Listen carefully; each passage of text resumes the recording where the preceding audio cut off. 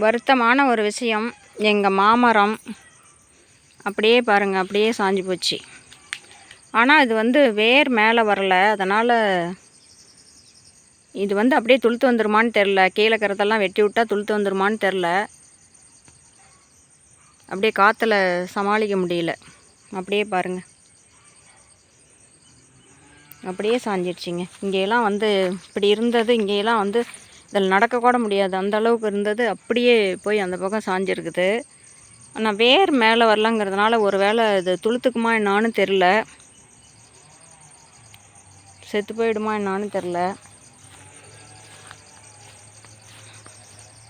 பாருங்கள், அப்படியே சாஞ்சு போச்சு.